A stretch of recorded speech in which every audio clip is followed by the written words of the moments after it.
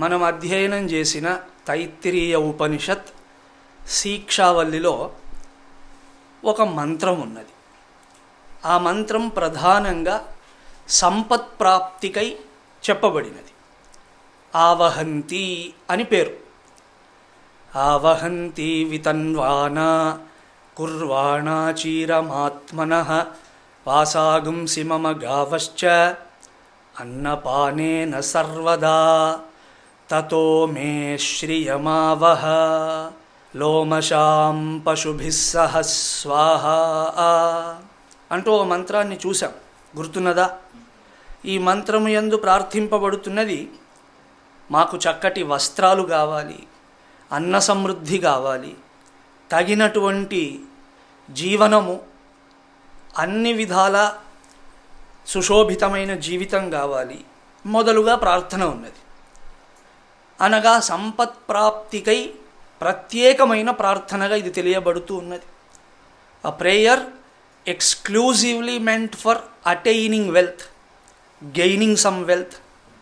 బ్రహ్మ విద్య యందు బ్రహ్మ విద్యను అనుగ్రహించే ఉపనిషత్ సంపద గురించి కూడా ఉపదేశం చేసినది. అనగా సంపద మన జీవితం బాగుండేందుకు అనివార్యము. అన్నపానాదులు, భక్ష్యభోజ్యాదులు, వస్త్రాదులు ఇత్యాదులన్నీ కావాలి. అనగా నిత్య జీవితమును ఉపేక్షిస్తూ ఆధ్యాత్మికత అనేది మన దర్శనము కాదు. తగిన విధమైన ఒక వ్యవస్థితి ఉండవలెను అంటూ ఈ మంత్రం ద్వారా ఉపనిషత్ స్పష్టము చేసినది. కానీ సంపదను ప్రార్థించే ముందే, అనగా ఈ మంత్రమును ఉపదేశించక ముందే తైత్తిరీయ ఉపనిషత్ మేధాప్రాప్తి కొరకు ఒక మంత్రాన్ని చెప్పినది. ఆ మంత్రం గుర్తుందా మీకు? ఏమై ఉంటుంది?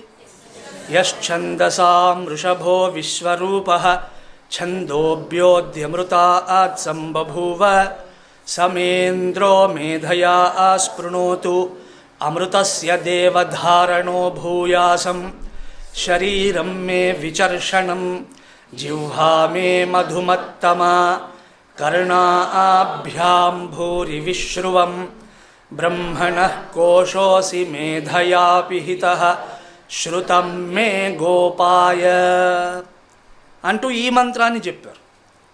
ఇందులో 3వ వాక్యాన్ని మీరు చూస్తే సహా ఇంద్రః మ మేధయా స్పృణోతు, స్పృణోతు బలయతు.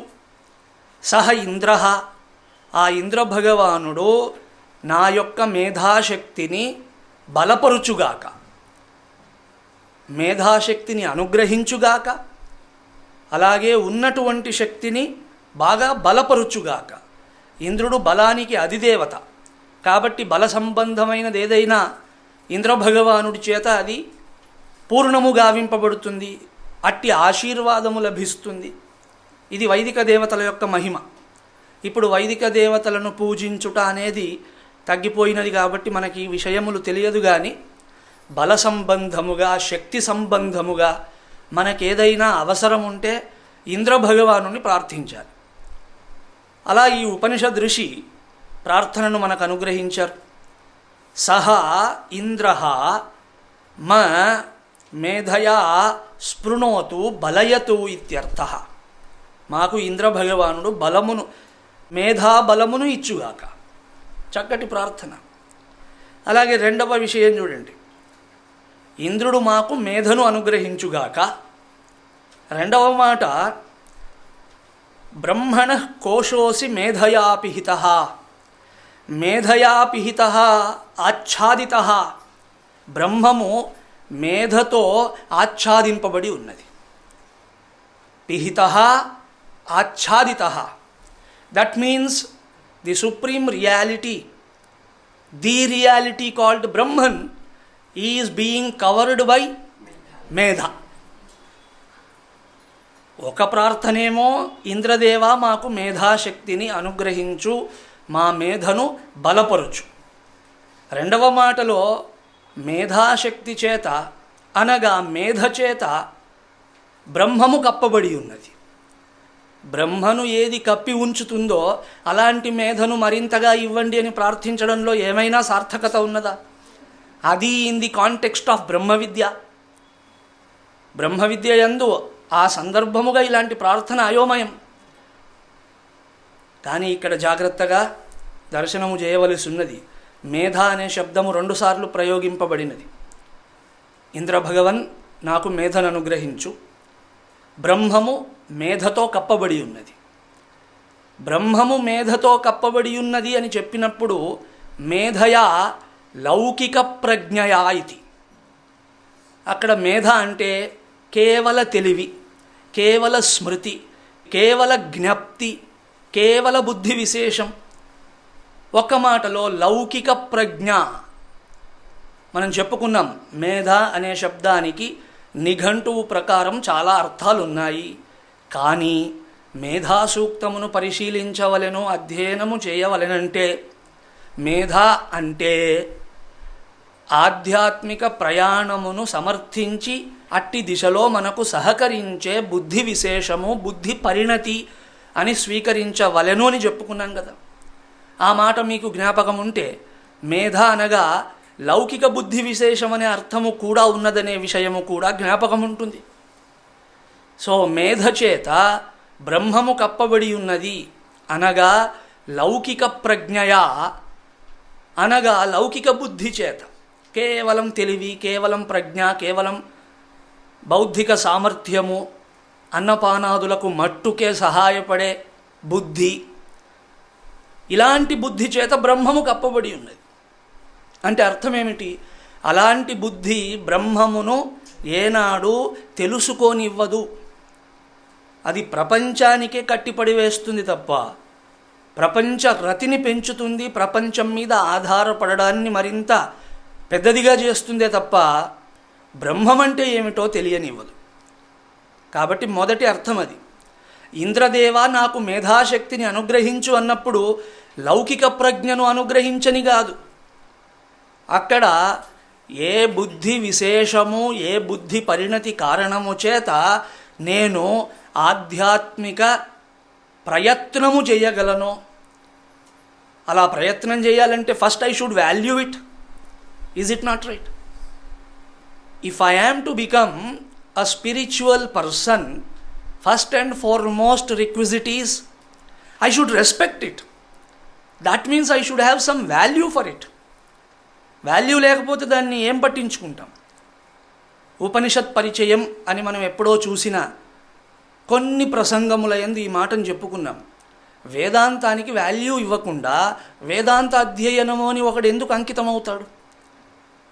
వేదాంతము ఏమి ఇవ్వగలదో తెలిస్తే వాల్యూ ఇస్తాం, అలాగే గౌరవిస్తాం. Is it not right? కానీ మొదటి విషయం వేదాంతము నాకేమి ఇవ్వగలదు అనే విషయంలోనే మనకు స్పష్టత లేదు. నేను శ్రవణం చేయలేకపోతున్నాను అని అంటున్నామే తప్ప ఎందుకు చేయలేకపోతున్నాం అని ప్రశ్న వేసుకోవట్లే. ఎందుకు చేయలేకపోతున్నామంటే నీకు వేదాంతం పట్ల వాల్యూ లేదు. If I have known the value of this Vedanta, నా నిత్య జీవితంలో అన్నానికి 3 సార్లు టైం ఇచ్చినట్టే వేదాంతానికి 10 సార్లు టైం ఇచ్చి ఉండేవాడిని.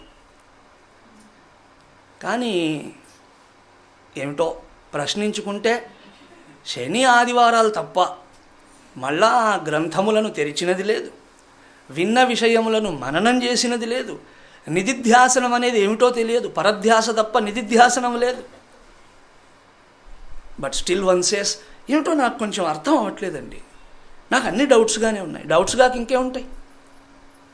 కాబట్టి నా మేధ బలపరచబడుగాక ఇంద్రదేవుడి చేత. అంటే మొదలు ఈ ఆధ్యాత్మిక ప్రయాణము విషయంగా దాని వాల్యూ నాకు అర్థమవుగాక, దానిని నేను గౌరవించదనుగాక, అలాగే నిత్య జీవితంలో దానికై సమయమును కేటాయించదనుగాక, అలాగే తగిన శాస్త్రమునే ఆశ్రయించదనుగాక, అట్టి ఆచార్యుడి సన్నిధిని సతతము పొందెదనుగాక, వీటన్నింటి పట్ల నేను అంకితమై ఉండెదనుగాక.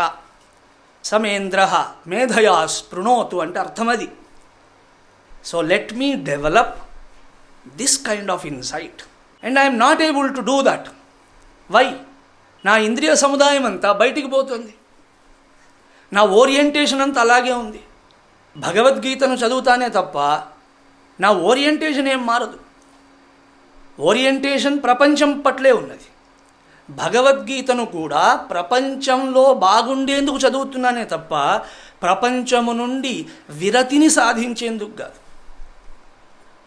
I can lead a peaceful life, therefore I take to the study of Bhagavad Gita.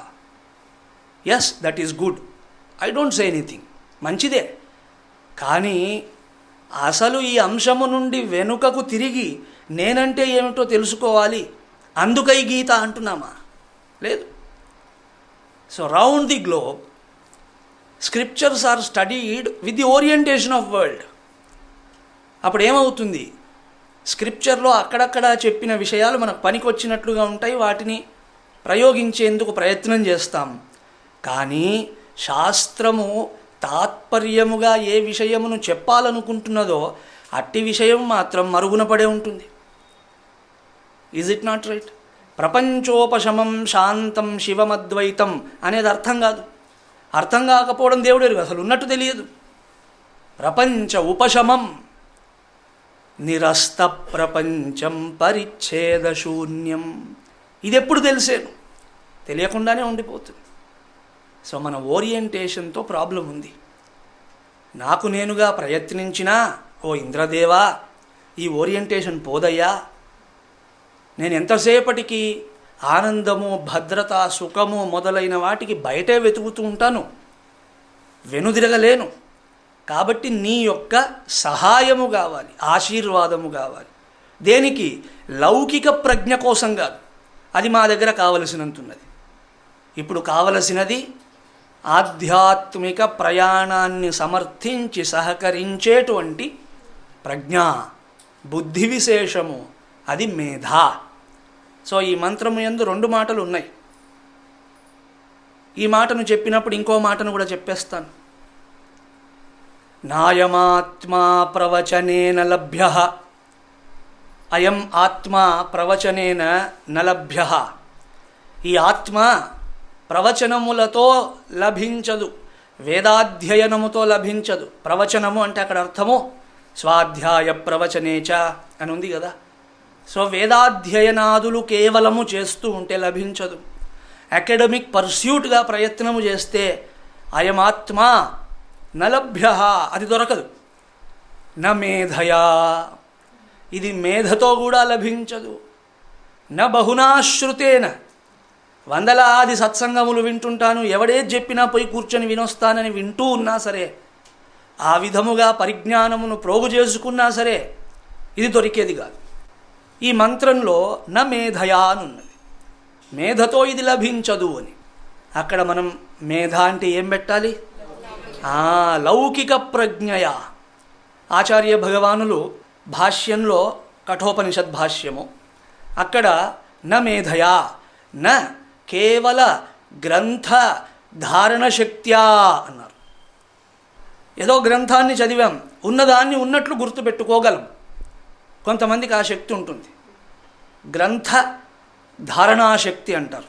వారు ఇలా చూశారంటే చాలు, పేజీనంతటినీ యథాతథము గుర్తుపెట్టుకుంటారు. మనం అడిగితే చాలు దాన్నంతటినీ మళ్ళా చెప్పగలరు. కాబట్టి నాకు దశోపనిషత్తులు కంఠోపాఠమైపోయినాయి, అట్టి మేధ నాది అని నీవు అనుకున్నా, ఆ మేధతో ఇది దొరకదు. కేవల గ్రంథధారణతో ఇది దొరికేటువంటిది కాదు. So people are under that impression. Some people, not you great people, but some people. వాళ్ళు అనుకుంటారు కదా, I have gone through 10 Upanishads, that means I'm a fit candidate for ఆత్మజ్ఞాన. Somebody went to Swami Chinmayananda, వారి దగ్గరికి వెళ్ళి, Swamiji I have gone through 10 Upanishads, I think I'm very qualified, I'm just near that Brahman. అప్పుడు చిన్మయానంద స్వామి వారు అతడితో అన్నారు, it doesn't matter, it doesn't really matter that I have gone through 10 Upanishads. What that matters is whether Upanishads have gone through you or not. You have gone through Upanishads, doesn't make anything. Whether Upanishads have gone through you. నీవు ఉపనిషత్తులను చూచుట కాదు, అట్టి విజ్ఞానము నీ హృదయము యందు స్థాపింపబడినదా? ఒకవేళ కేవలం చూడడం, గుర్తుపెట్టుకోవడం, అంతమట్టుకే మేధ, అంతమట్టుకే జ్ఞానమునకు యోగ్యత అనుకుంటే, the best qualified person for ఆత్మజ్ఞాన ఈజ్ ప్రూఫ్ రీడర్. వాడు అంతా చదువుతాడు, అక్షరం అక్షరం చదువుతాడు, కరెక్షన్లు చేస్తాడు, అంతో ఇంతో గుర్తుపెట్టుకుంటాడు. మరి అతడికి ఆత్మజ్ఞానం వచ్చిందా? వస్తుందా? ఏమో, వస్తే వేదాంతాన్ని అధ్యయనం చేస్తే వస్తుంది, ప్రూఫ్ రీడింగ్తో రాదు. కాబట్టి న మేధయా న బహునా శ్రుతేన అయమాత్మా న లభ్య అన్నప్పుడు అక్కడ మేము చెప్తున్న మేధ కాదు, అక్కడ లౌకిక ప్రజ్ఞ అని మట్టుకే అర్థం. సో మొదటిది, ఇంద్రుడు మాకు మేధను అనుగ్రహించుగాక. రెండవది, బ్రహ్మము మేధ చేత అనగా లౌకిక ప్రజ్ఞ చేత కప్పబడి ఉన్నది. అందుకై కావలసిన మేధ మాకు కావాలి, అందుకై ఉన్నతమైన మేధ మాకు కావాలి. అలాంటి మేధను పొందిన తరువాత మొదటి మంత్రాన్ని గుర్తు చేసుకోండి. తతో మే శ్రియమావహ, ఆవహంతి మంత్రం. తతః మేధాప్రాప్తి అనంతరం, తతః అప్పుడు, మేధాప్రాప్తి జరిగిన తరువాత. ఏ మేధాప్రాప్తి? లౌకిక ప్రజ్ఞ కాదు, ఆధ్యాత్మిక ప్రగతికై దోహదపడే మేధాశక్తి. దేవతల యొక్క అనుగ్రహంతో, ఆచార్యుల యొక్క అనుగ్రహంతో, శాస్త్రము యొక్క అనుగ్రహంతో, ఒక్క మాటలో ఈశ్వరుడి అనుగ్రహంతో మేధాశక్తి ప్రాప్తి అనంతరం తతః మే శ్రియం ఆవహ, అప్పుడు నాకు శ్రియము కావాలి, సంపద కావాలి అని ఉపనిషత్ ఉపదేశం. అనగా సంపదను సంపదగా అనుభవించాలన్నా కూడా ఆధ్యాత్మిక ప్రజ్ఞ కావాలి. కేవల లౌకిక ప్రజ్ఞ ఉంటే సంపద సంపదగా అనుభవింపబడదు, అది క్రమేణా మెయింటెనెన్స్ అవుతుంది. సంపద ఉన్నట్లే చెప్పుకోవడానికే తప్ప అట్టి సంపద సంపద అవ్వదు, అది పొటెన్షియల్ విపత్తు అవుతుంది, దానితో సుఖాన్ని పొందలేడు. కాబట్టి మేధావిరహితుడైన వాడికి సంపద లభించిన అట్టి సంపదతో వాడు సుఖపడడు, అలాగే అట్టి సంపదతో ఇతరులను కష్టపెడతాడు కూడా. ఎందుకంటే సంపద, పలుకుబడి, పేరు అన్నీ ఉన్నాయి కదా. సో వాడు ఎవడినైనా కష్టపెట్టేందుకు సంపదను వాడేస్తాడు. ఇది సమాజంలో చూస్తూనే ఉన్నాం. పొరపాటున కూడా ఇతరుల కొరకై ఈ సంపదను వినియోగించడు, తాను అనుభవించలేడు, ఇతరుల శ్రేయస్సుకై వినియోగించలేడు. అండ్ డెట్రిమెంటల్ ఫ్యాక్ట్ ఈజ్, ఇతరులను కష్టపెట్టేందుకు గాను ఆ సంపదను వాడుతూ ఉంటాడు, తద్వారా పాపమును సంపాదిస్తూ ఉంటాడు. వాడి సంపాదన ఏ సంపాదన?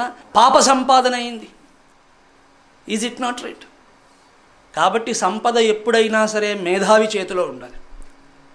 మేధావి చేతిలో ఉంటే తాను సంతోషిస్తూ సుఖిస్తూ ఉంటాడు, తగిన విధముగా జీవితాన్ని తయారు చేసుకొని జ్ఞానముకై ప్రయత్నము చేసేందుకు సంపదను వాడుకుంటాడు. అలాగే ఇతరులకు ఎప్పుడైనా అవసరం పడితే వారిని ఆదుకోవడానికి సంపదను వాడుతాడు. పొరపాటున కూడా తనను తాను లేదా ఇతరులను దుఃఖపెట్టేందుకు సంపదను వాడడు.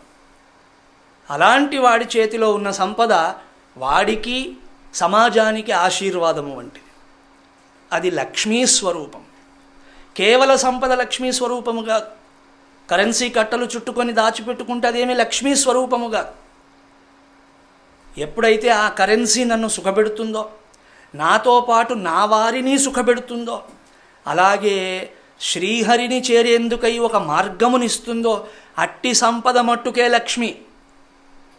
అంతేగాని not every currency note, not every coin, not every bar of gold is Lakshmi. సంపద ఉంది, నేను దుఃఖపడుతూ ఉన్నాను, అప్పుడు ఆ సంపద లక్ష్మీ స్వరూపం అని ఎట్లా అనదగును? అలా అనవచ్చునా? నా దగ్గర సంపద ఉన్నది, ఆ సంపదతో ఇతరులను ఏడిపిస్తూ ఉన్నాను, అప్పుడు అది లక్ష్మి ఎట్లా అవుతుంది? లక్ష్మి ఎందుకు ఏడిపిస్తుంది ఎవరినైనా? సంపద ఉన్నది, కానీ మరింత ప్రపంచ రతిని పెంచుకుంటూ ఉన్నాను, వేదాంత శ్రవణము లేదు, రామాయణ భారత భాగవత శ్రవణము లేదు. ఒక మాటలో జ్ఞానాభ్యాసమునకు ఆస్కారం ఉన్నా సరే దాని పట్ల అంధవ్యవహారముగా ఉన్నాం. అప్పుడు అది లక్ష్మి ఎట్లా అవుతుంది? లక్ష్మి అంటేనే నారాయణుడిని సేవించేది అని కదా. కాబట్టి సంపద మేధ ఉంటేనే లక్ష్మి అవుతుంది. దాన్నే సులభంగా చెప్పాలంటే సరస్వతి ఉంటేనే లక్ష్మి లక్ష్మి. సరస్వతి లేకపోతే లక్ష్మి లక్ష్మి కాజాలదు. అప్పుడు శ్రీ శ్రీ అవుతుంది. శ్రీ అంటే సంపద, శ్రీ అంటే విషము.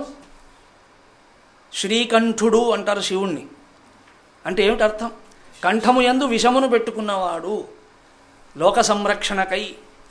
సో విషము is equal to Shri. So Shri became Shri without Saraswati. అందుకే సరస్వతీదేవి గారు నవ్వుకుంటూ కూర్చుంటారు. అందరూ లక్ష్మినే ప్రార్థిస్తున్నారమ్మా, నీకేమీ అనిపించదా? Don't you feel low that everyone is praying only to Lakshmi, not to you? అమ్మగారు నవ్వుకుంటూ నాకు చెప్పారు, పిచ్చివాడా, వాళ్ళందరూ అలా ప్రార్థించినా వారి విషయముగా లక్ష్మి లక్ష్మి అవ్వాలంటే నేను ఉండాలి. కాబట్టి ఇప్పుడు కాకపోయినా ఇంకోసారైనా నన్ను ప్రార్థించక తప్పదు, నాకు తెలుసు ఆ విషయం అని అమ్మగారు చిరుమందహాసం చేస్తూ ఉంటారు. సో సరస్వతి అంటే మేధాశక్తి, లక్ష్మి అంటే సంపద. సో సంపద అవ్వాలంటే మేధ కావాలి. అందుకై ఉపనిషత్ మొదలే మేధాప్రాప్తికై మంత్రమును చెప్పి తతో మే శ్రియమావహ అంటూ సంపత్ప్రాప్తికై తదనంతరము ప్రబోధము చేసినది. ఈ ఒక్క విషయం మనకు సరిపోతుంది మేధాశక్తి యొక్క గొప్పతనం ఏమిటి అని తెలిసేందుకు గాను. ఇప్పుడు చెప్పుకున్న విషయమునంతటినీ, అలాగే ఇంతవరకు చెప్పుకున్న విషయములన్నింటినీ ఒకసారి సమాలోచన చేస్తే భౌతిక సంపద మొదలు బ్రహ్మజ్ఞానము, పరమ పురుషార్థ లాభము అనగా మోక్ష పురుషార్థ లాభము అంతవరకు ప్రతి అంశము యందు సహాయపడేది మేధాశక్తి. భౌతిక సంపద విషయముగా ప్రారంభమై మోక్ష పర్యంతం అన్ని అంశముల యందు మేధాశక్తి యొక్క అవసరమున్నది. మేధాశక్తి ఖచ్చితముగా కావలయును. కాబట్టి శాస్త్రం పదే పదే ఆ మాటను చెప్తూ ఉన్నది. దేర్ఫోర్ వీ రిక్వైర్ మేధా ఫర్ ఎవ్రీథింగ్.